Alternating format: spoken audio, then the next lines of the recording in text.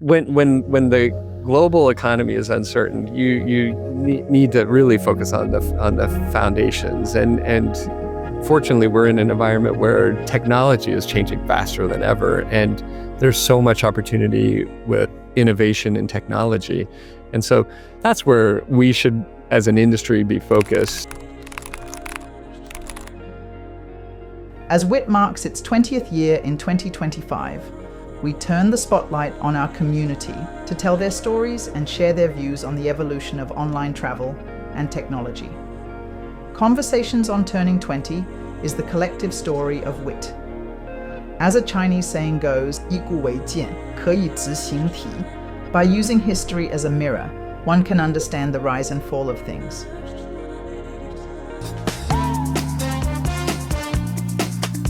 I started in 1999, and I worked for American Airlines. I actually started as an intern at American Airlines and in revenue management. So I was able to see some really great years in the travel industry in the late 90s.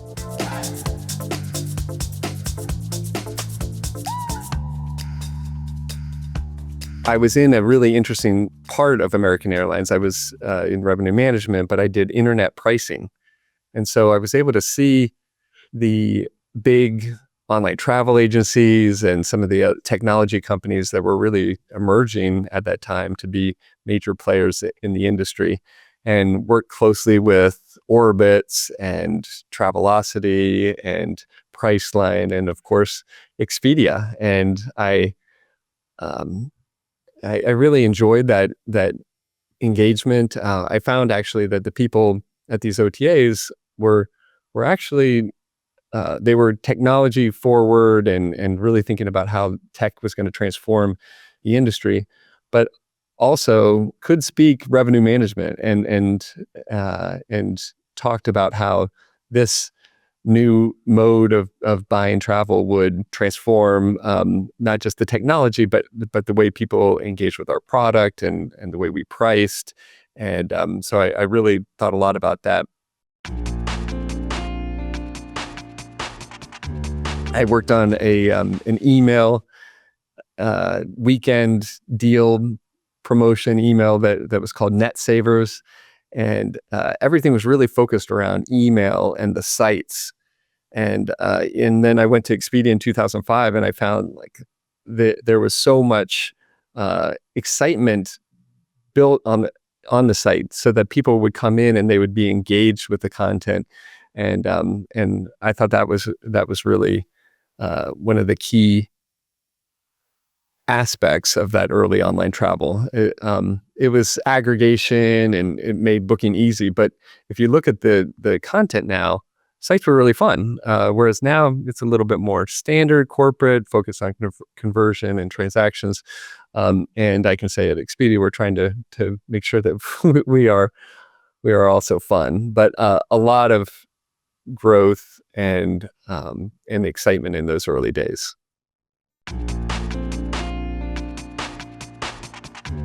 There's a few things that happened in those early days. First of all, I started at Expedia on August 1st, 2005, which was the very first day of trading of this company as a public company. So actually, Expedia and I are technically the same age in its current form. And it was a time where Priceline was another big player in the U.S. We owned, at some point we had bought into Elong in China and a couple other companies outside the U.S., but it was primarily a U.S. business with a few ventures in Europe and Asia. And Priceline was big in the U.S. Priceline, and there were a few acquisitions early on. Expedia was actually TripAdvisor was part of Expedia. We put together Hotels.com, Expedia, and TripAdvisor, spun that off in 2005 to be a big player in the industry. The airline started Orbitz, which of course became part of Expedia 10 years later. But Priceline bought a company called Booking.com, and that was another key acquisition. Expedia, so the growth of those companies was really important. At first, we were mostly focused on air. This was another big change. So the great majority of our business when I started in 2005 was air. Most of our revenue was from airlines. And that shifted over time to where now air is a smaller part of our revenue, a big part of our bookings. But the OTA space generally became more focused on hotels. And that makes sense. It's a very fragmented business, and it was not easy to book hotels all over the world. And Expedia and others made it easy to book, easy to find, discover hotels that you otherwise wouldn't, and brought a lot of demand to those hotels. There's been crises in our industry over the years, and I've experienced some ups and downs in my time. I started during a really good period in the 90s, but quickly saw the dot-com bust and all the demand go away there. And then full time at American Airlines, I started in the beginning of 2001. As you know, September 11th, 2001 was one of the worst days for the world, but certainly for the travel and airline industry. Very difficult time, really struggling to figure out what was going to come of that, what would happen to demand, what would happen to us as a company. And I was actually responsible for revenue forecasting. And I did a presentation where I was showing the history of our revenue, and then it was a forecast into the future, and it was not good. These were really tough times. And but the CEO turned to the CFO at the time. He said, we should have partied harder in '98. And I thought that pretty much captured it, and that captures the boom and bust of this industry. But good can come of it. American went through some painful restructuring that, then now they're doing just fine. Thank you. I ended up going to Expedia in 2005, and actually Barry Diller's company, IAC, bought Expedia in 2001. They actually had the agreement signed and ready to go, ready to be executed when September 11th happened in 2001. Barry Diller now famously within Expedia said because they were saying, we should walk away from this, Barry. This is, not the industry you want to be in right now. And he said, where there's life, there's travel. And that has guided us as a company for a long time. That's guided me because where there's life, there's travel. This industry is resilient. We're a people, we're creatures that want to move and explore and connect with people and places. And that's what Expedia and other online travel agencies did in those early days. They facilitated that, and they inspired that, and they created an excitement and enthusiasm about travel that continues to this day, and that carries us through these ups and downs. We've had some other downs in my time here, the financial crisis in 2009, but COVID, right? Who can forget that? As much as we want to. And, through that, sure, there were changes and casualties in the industry, but we come through it knowing more, hopefully being stronger and innovating better and faster.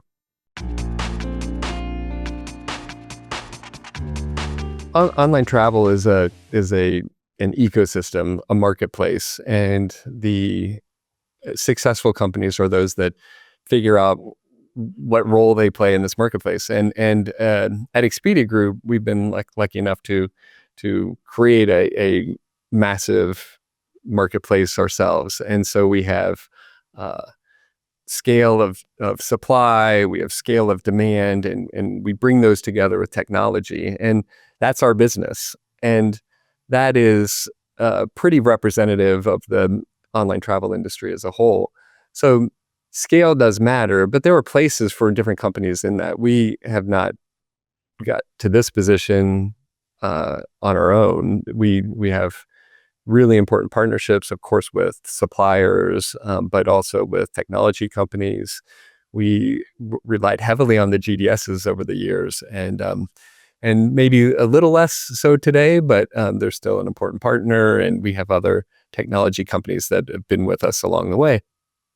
And then there are other companies who see different parts of this business and make a very big and growing business from that.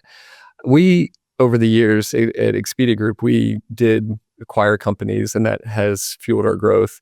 But a lot of it has been just understanding that marketplace dynamic, knowing how to grow with supply and grow with demand. And it's acquisitions, sure, we get more demand from that. But it's also these, what kind of partnerships do we do? I was lucky enough to work on our joint venture with AirAsia in I think we started in 2011, our joint venture with AirAsia, which really fueled growth for Expedia in Asia. We had one major point of sale in the region in Japan, and we put that into the joint venture, and together with Tony Fernandez and the AirAsia crew, figured out how to grow all throughout Asia. That kind of partnership has been really at the core of how Expedia is operated. Sometimes that extends then to acquisition, as it did with Travelocity, but maybe people don't remember, but we actually started as a partner of Travelocity, where we were powering their technology and doing some other work together to help Sabre, who owned Travelocity at the time, run that online travel agency. And then it became clear that it was going to be better for both Sabre and Expedia that we made the acquisition. So that's really how those acquisitions started in the 2010s.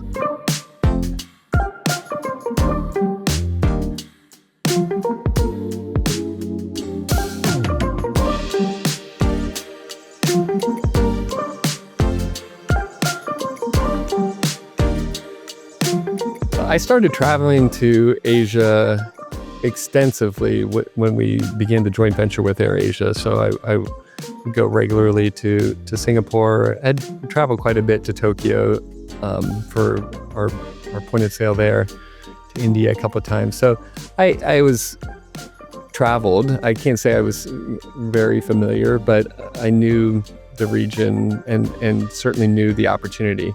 We had also had ownership in Elong at the time. And so there was a lot happening in Asia for Expedia pretty early on. The joint venture with AirAsia definitely accelerated or intensified our focus there. That was one thing.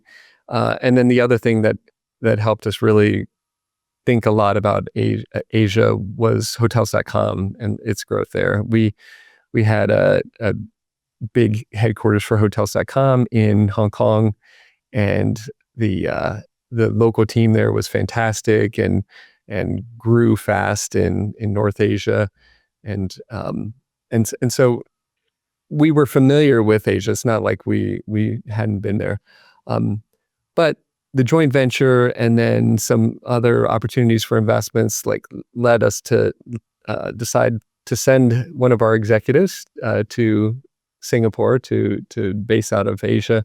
And I raised my hand quickly and emphatically and said, please send me. And Darat Khosrowshahi, who was our CEO at the time, said, Greg, you want to go? I had a global role. He said, do you think you can do it from Singapore? And I said, definitely. I had no idea what that meant to my sleep schedule and to my travel schedule, but was really happy for the opportunity. I arrived in the end of 2015 in Singapore, and really just with an open mind and really trying to absorb as much as I could.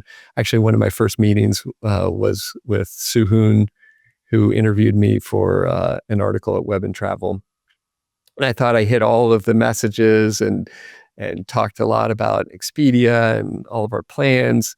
But Suhoon led with the story of me having to leave my dogs behind in the US. And so I always thought I should probably make sure that I always make sure I talk about my dogs in interviews. So I still do that to this day. And I did end up getting a dog in Singapore. So those were some of my early impressions. I did really enjoy getting to know people through in the industry. It's a close knit industry in Asia. One of the people that I met was Ferry Unardi from Traveloka, and Ferry and I spent a lot of time together. We, I think, shared a lot. We share a perspective on the industry and on life, I think, more generally, and really connected well. That led to an investment of from Expedia into Traveloka. And we are very happy with our investment in Traveloka. The team there has done well and has grown significantly in Southeast Asia. Have seen a lot of change in Asia travel. A lot of it is just exciting growth in different countries in different ways. A lot of it enabled by technology. Asia is a technology-forward region with early adoption in mobile, and then super apps became really important when the smartphones grew. But just how do we make the travel more seamless, and how do we use technology to improve the travel experience? I think we still learn a lot from what's happening in Asia, and our business there has grown significantly and is a major part of Expedia Group's revenue. Asian market has its unique characteristics, but every region does. One of the challenges for Expedia or any other company, I think, that began as a Western-focused company, in our case, the U.S., is that China is such a big part of the Asian travel market, and China is quite different from everything else you see around the world. So Asia, I'd say you have to, and many companies do, separate China from the rest of Asia in how they, in their strategy in the industry. So that's one big consideration, and even India, really, for that matter. So India and China are so big and so massive and so important in travel, and they're very unique, right? And the rest of Asia is unique in its own way. So, and that's always the challenge, right? And it's true of all the regions, but to generalize in one region or generalize a region is dangerous. And I don't think that we've done that. But that, because of the diversity within Asia, that has made it challenging to have a Pan-Asian strategy for us and for everybody. I think there's the other challenge in Asia is that there are a lot of really strong local competitors, and using local payments and technology that is very familiar and within that country. And if you're not really building with that, it's always going to be a disadvantage. So that's why partnerships matter. That's why using technology providers and technology partners local in the local markets is really critical. When the global economy is uncertain, you need to really focus on the foundations. And fortunately, we're in an environment where technology is changing faster than ever, and there's so much opportunity with uh, with innovation in technology. And so that's where we should, as an industry, be focused right now, and that will carry us through any turbulent times that we might have. There's also opportunity in, by region. There are going to be places that, in every downturn, there are places that do better and places that do worse. And as a company, I'm glad that as a company we're diversified. And certainly, if Asia looks like an opportunity over the next years, that's where we'll make more investment. Well, it is exciting to think about, a little daunting to think about the next 20 years, but certainly the next 20 years will be defined by those who can evolve, who can use technology in new ways, who can use that technology to anticipate travelers' needs, to create seamless travel experiences, to connect supply and demand efficiently. All of that is what will drive the industry forward. And I hope all of us see this as an opportunity to drive the industry forward in a more responsible and intelligent future. I think that I'm confident that Expedia Group is part of that, and all the work that we're doing now will position us well in this 20 years, because it's about partnerships, which is my focus and core tenet of Expedia Group. Smart technology, which we're investing in, and requires a lot of investment, because it's about data and using artificial intelligence and machine learning, which is new, and to stay ahead of that, and to move with these shifts in how we connect with our partners, and how we provide discovery opportunities for our travelers to connect with those travel experiences. So that is really the core. Now, what will that technology actually look like? Do we have more autonomous vehicles that provide opportunities for us to explore in new ways, or is there I don't know, fast jets that allow us to travel from New York to Singapore in 5 hours instead of 19 hours? That those are the types of things that I think are super interesting. In the meantime, I just hope that we can get through immigration and security faster. That kind of seamless and smooth travel is what I'm looking for right now.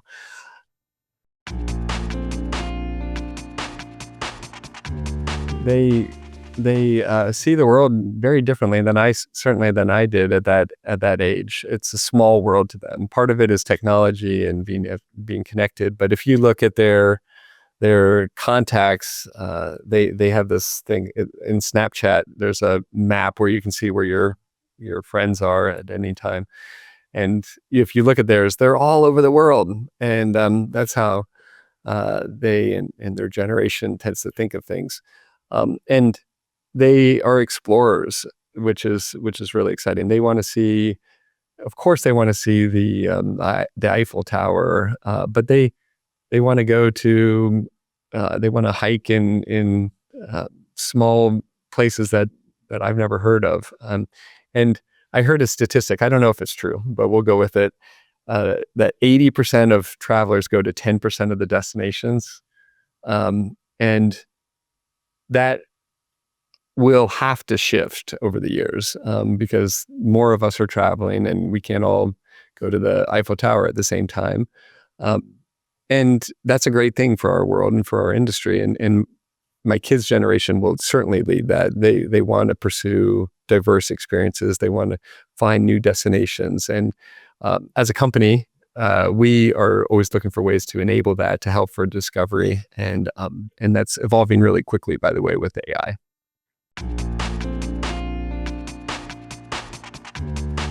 One of my favorite songs is "Stay Gentle" by Brandi Carlile, and I